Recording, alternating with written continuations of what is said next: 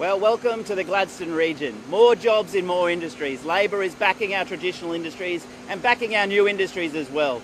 We've got Rio Tinto partnering with Sumitomo Corporation. We've got Iwatani partnering with Stanwell Corporation. Our existing industries partnering with our new industries right here in Gladstone.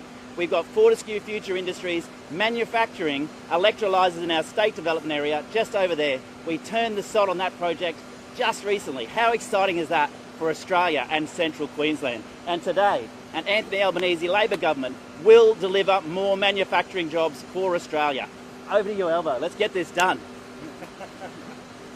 Well, thanks very much, Matt, and it's great to be back in Gladstone. I think this is my 5th visit at least to Gladstone as the Labor leader, because Gladstone is a great industrial centre here in central Queensland. And today's announcement is consistent with our attitude. A key part of our policy is that we need a future made in Australia. We need to rebuild manufacturing in Australia. One of the lessons of the COVID pandemic is that we need to be more self-reliant. We need to make more things right here.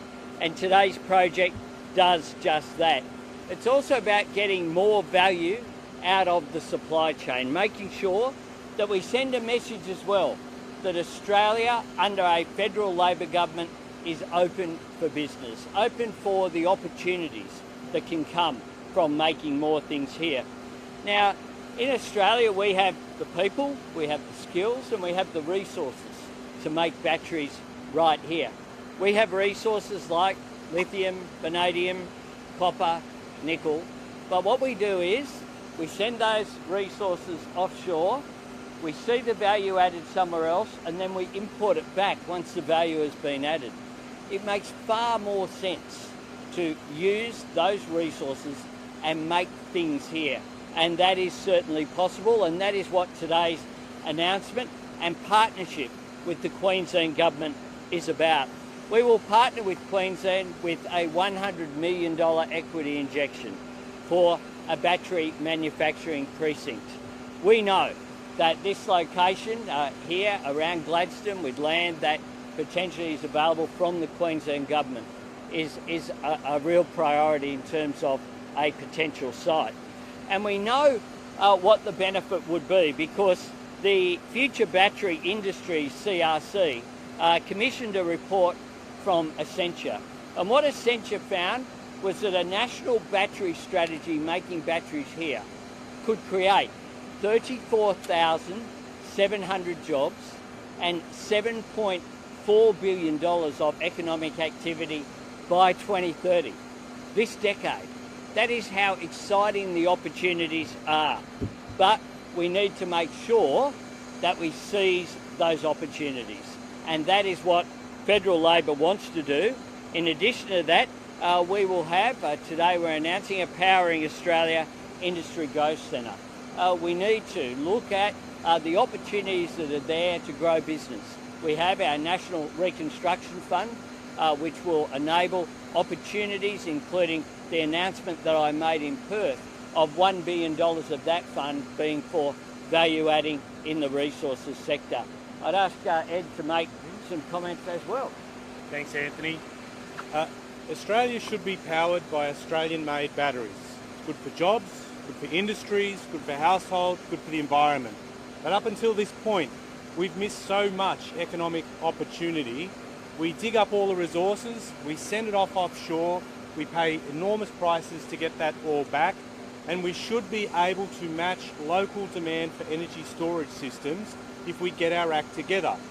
The first part of what we're thinking in terms of battery manufacture is to set up here in Gladstone a battery manufacturing precinct working with the Queensland Government, who have said they would partner with us on the location of land, connection of infrastructure, providing additional training, teaming up with what we're announcing here, the $100 million equity injection to make the precinct a reality, to set up a Powering Australia Industry Growth Centre that will mentor small and medium enterprises to work with the bigger firms that we would hope to attract either from Australia or overseas to start that process, particularly around cell manufacture, to make sure out of the 10,000 energy apprenticeships we previously announced, 2,000 dedicated towards Queensland and particularly for this.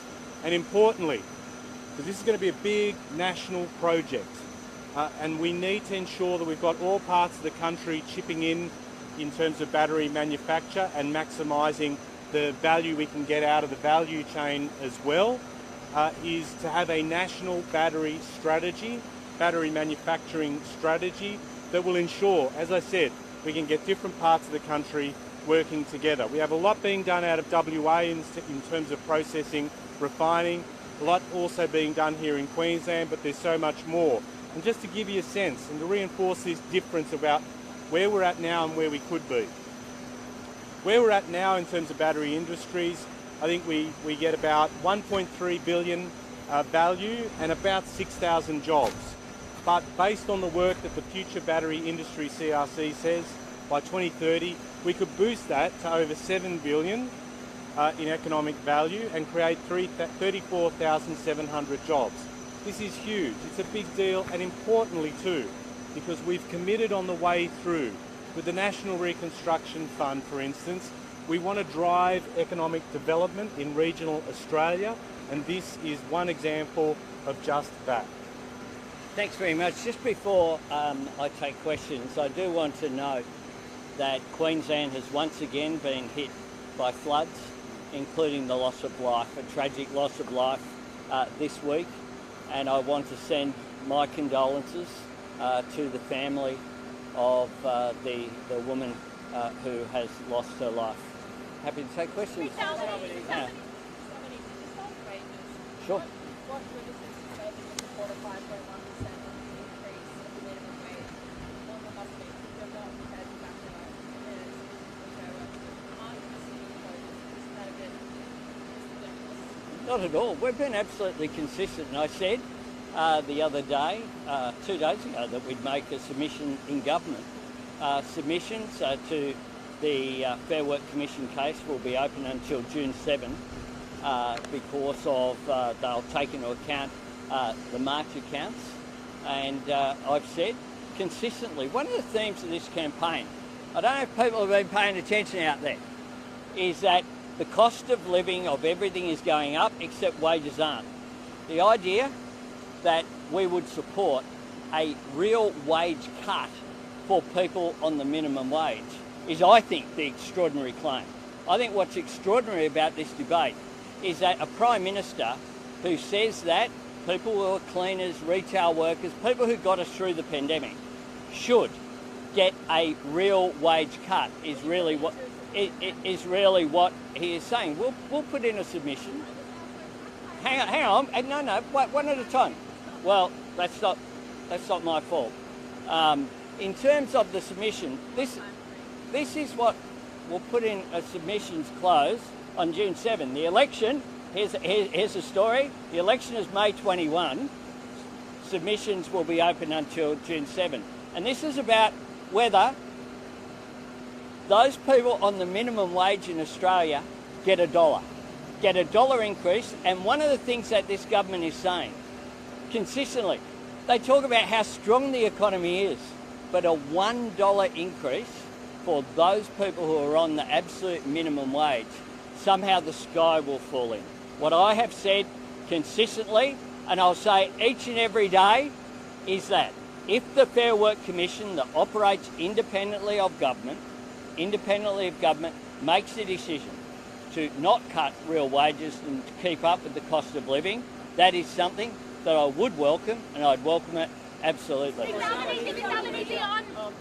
manufacturing here today, green hydrogen is a massive industry here in Gladstone. There's this investment, but you go to the pubs and you ask workers, and they're all fearful that this will lead to a boom and bust situation, like what happened with the LNG industry, where 14,000 jobs were here and disappeared overnight. I guess they feel no planning is being done, and they're concerned with social impacts. Do you agree there needs to be a national transitional authority to help with that transition in places like Gladstone and the Hunter? And what is your plan to ensure that a boom and bust situation doesn't happen? What our plan is to have a boom and a further boom and a further boom. One of the things that's happening with areas like battery storage, and this isn't just about, when we speak about batteries, people think about electric vehicles, and yes, that's part of the story. But it's also about storage for households. One in four, I think the figure is now, of Australian households have solar panels on their roofs. Far less than that have storage because of cost, because of those factors. It's about that for households. But it's also about storage for industry. It's about how you drive that change through. This is a growth industry into the future that will create jobs not in the short term, but in the very long term. And Gladstone is ideally positioned, and I'll ask Ed to comment on this as well. Gladstone is ideally positioned because it has a deep water port, it has an industrial skills base. The people we met this morning, the young women who are working here, doing TAFE courses in chemical engineering, skilling up. These are good jobs right here in Gladstone. And we spoke today, we've been welcomed by Southern Oil, and thank you to Yanri for showing us around. One of the things they're looking at here is expanding further into the future. If we get this right, we have enormous opportunities in the future. And one of the things about the debate, what we will have is a national reconstruction fund of $15 billion with an independent board that provides that support for investment going forward, and we'll make sure as well that we work with Australian industry, making sure that the benefit is kept here. Ed? Sure. Thank you. I just want to pick up on a couple of points in terms of your question. Over in January, I took myself over to North America to see the 2 Tesla gigafactories that are set up there in regional North America, providing in one case in Reno 13,000 jobs and in Austin 25,000, doing a lot of battery manufacture and creating thousands of jobs right there in that part of the world, and talking with them about, because a lot of people, a lot of companies overseas cannot figure out how we've got so many resources and we haven't taken the step to capture the full value of that, knowing how many thousands of jobs can be created. Talking through them with that, one of the things that they said ideally, particularly about places like Gladstone, they would love to have one of the best ports in the country to be able to ship batteries around, because a lot of surface transport has to get used. So the thousands of jobs created, you've got ideal infrastructure here and a state government that wants to partner up. And in terms of things like hydrogen too, I'd make this point. A lot of manufacturers are worried about the rising cost of gas. The government, the coalition, has done very little to try and address this. They had big plans around a gas-fired recovery. They said that they would do stuff on reservation. They said they'd look after manufacturers. Gas prices going through the roof, firms wondering whether or not they'll survive, and not doing much in terms of hydrogen as an alternate source of energy, particularly as an input for what we're seeing here, being able to provide the heating that is used as part of the production process as well, being completely absent from a tired and lazy coalition that hasn't done stuff. And the worry longer term is, what does it do for manufacturing if they can't get reliable energy supply? So we want to see a base of workers here in regional Australia. We want to see training provided so that the skilled workers are there when needed. And this is the stuff through the partnership with the Australian government, or the Albanese government and Queensland Labor government. Very keen to work together to make that happen. Hang on. One of the things that I do is, the loudest yeller doesn't get the next question. Jen.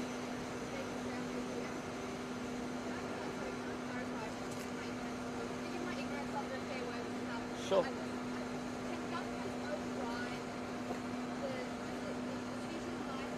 No. The Fair Work Commission is an independent body of government. The Fair Work Commission is independent of government. What? Hang on. Hang on. You don't get. So it's okay, but you don't get 20 questions. You've had 2, and I'll answer it. The Fair Work Commission is independent of government. What I said the other day, and I stand by consistently, is that if the Fair Work Commission makes a decision which says that real wages for minimum wage workers should not be cut, that is something that I would welcome. Hang on. They're a bit rude, aren't they, sometimes? But I will come to you after a couple. You touched on female Yes. notifications last night. Labor's national platform talks about lifting paid parental leave to 26 weeks. In an interview last year, you said you would consult on this. Why have you therefore not taken the policy on lifting paid parental leave to the election? Because what we've done is take policies to the election in the context of $1 trillion of debt that we'll inherit from the government. Hang on. Can we actually get some order whereby you ask a question and then I'll answer it? Okay, that's the way these things work, so that there's some order. You ask your question, I'll give you the answer. We will inherit $1 trillion of debt if we are successful. If we are successful. The government doubled the debt before the pandemic. What we have said is we will make clear commitments for things that we are absolutely certain can be delivered. Can we undo 10 years of damage under this government? 10 years of damage in 1 year on day one? No, we can't. What we can work towards is repairing the way that Australia works so that people aren't left behind. Repair the way that Australia works so you get a real reform agenda and economic growth in a sustainable way. The way Australia works so that we improve the economic participation of women. The biggest commitment that we are making that's on budget during this campaign is our childcare commitment. It's less funds, less of an investment, because it is an investment, it produces a return, less of an investment than the waste of $5.5 billion that this government put towards the French subs, that all they've got is a torn up contract, because guess what? Those French subs are never going to surface.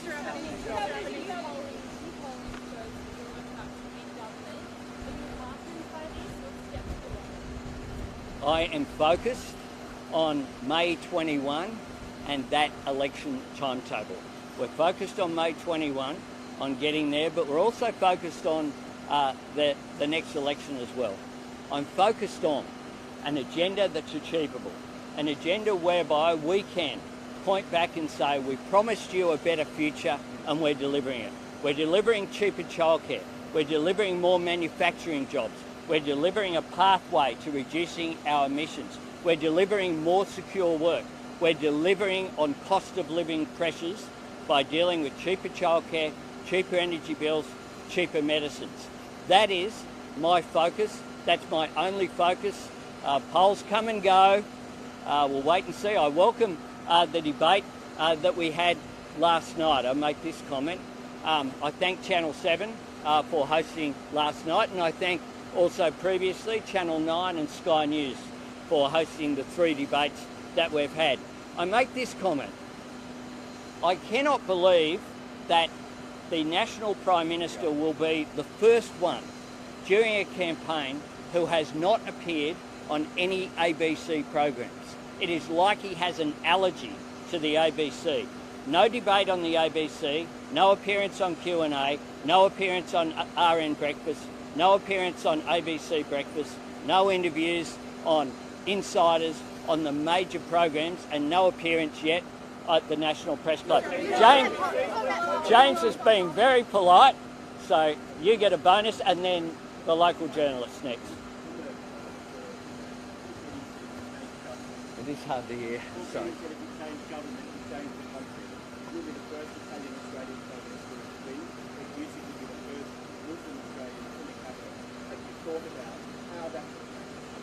I have, absolutely, and I'm heartened by the response that I have, particularly from the Italian community.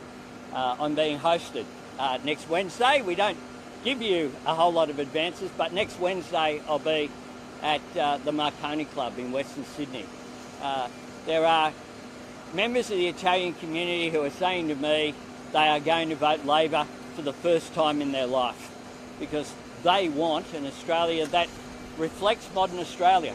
Modern Australia is made up of people called Husick and Albanese, but it's also made up of people like Watts and Matt. We're a diverse country, and the fact that I have, and a non-Anglo-Celtic name, and so does our Senate leader as well. I think sends a message out there, hopefully to Multicultural Australia, that you can achieve anything in this country. It's a good thing that we have in Queensland a premier called Palaszczuk, that we had in New South Wales a premier called Barrajiklin, that in Victoria we had Steve Bracks of Lebanese descent. There's a fellow called Malinauskas who's just been elected in South Australia. I think it's a very positive thing.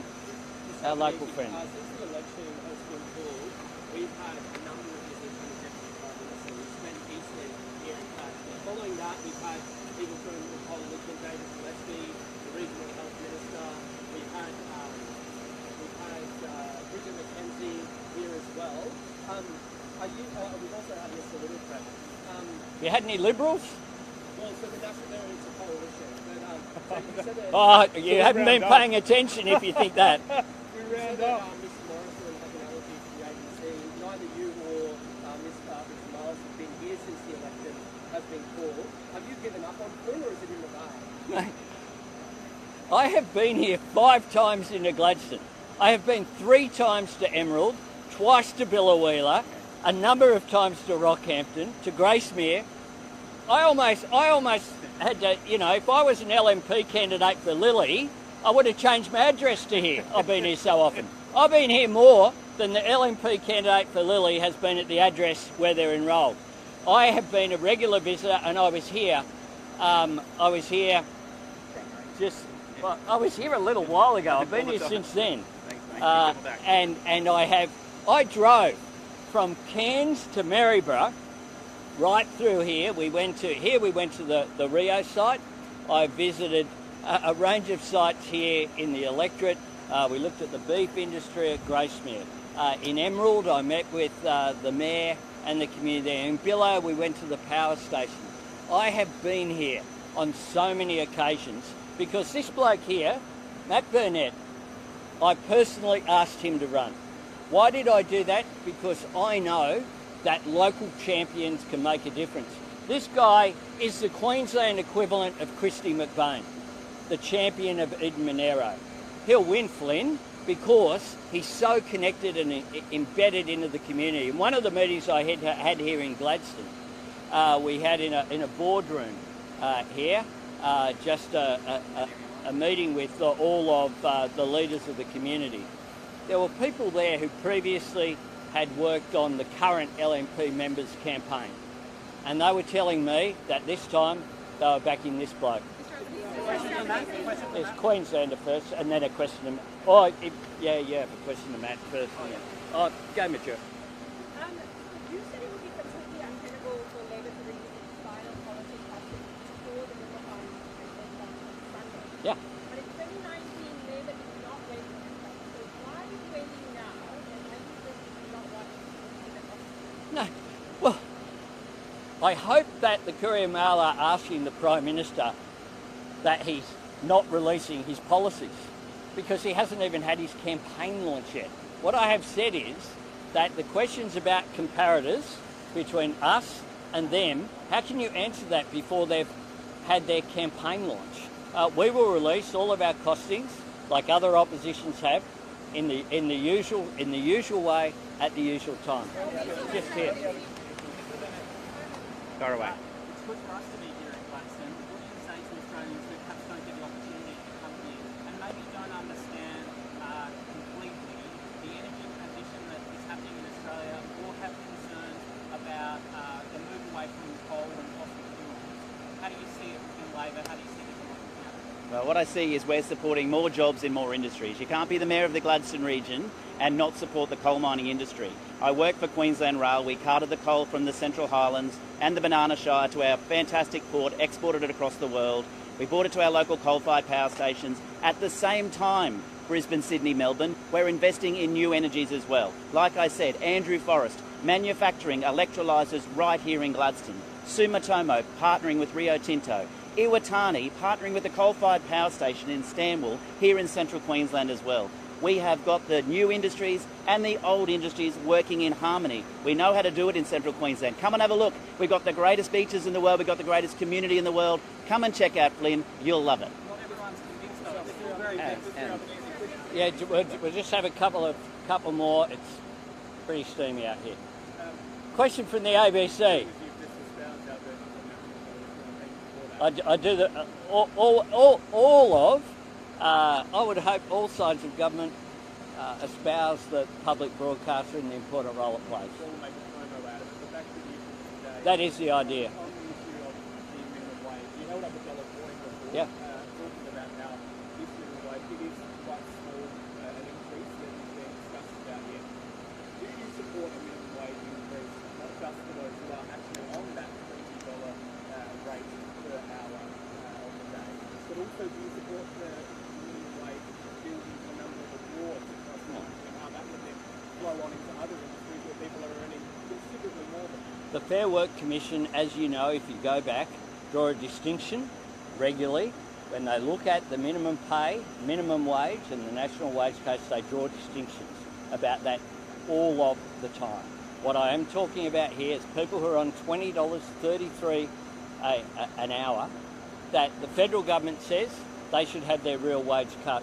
That's right. The Fair Work Commission does that. The Fair Work Commission do that. Last one.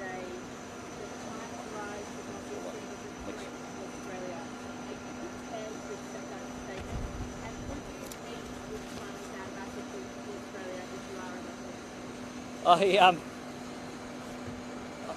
have not met the Chinese ambassador to Australia, and I'm not aware of the detail of what you're putting forward. I know it's hard to do, but what you said was China's rise should not be seen as a threat to Australia.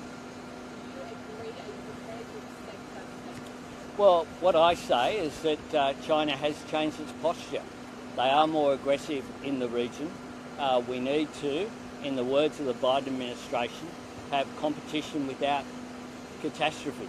That's what Kirk Campbell speaks about. I'm asked about China, and the other night we had a question about the Port of Darwin, where Scott Morrison said it had nothing to do with the federal government. Well, this here is a signed document.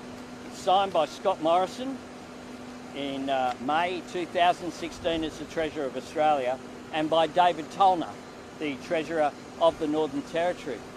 The government and Scott Morrison as Treasurer provided a $20 million incentive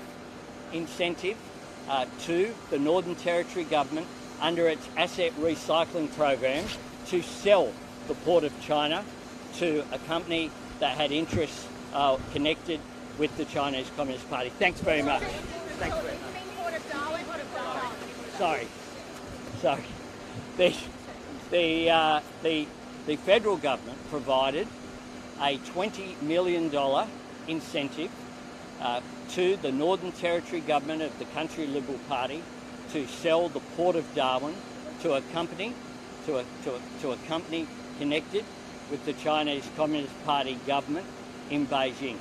Mr. Morrison, during the debate on Channel 9, said that it was nothing to do with the federal government.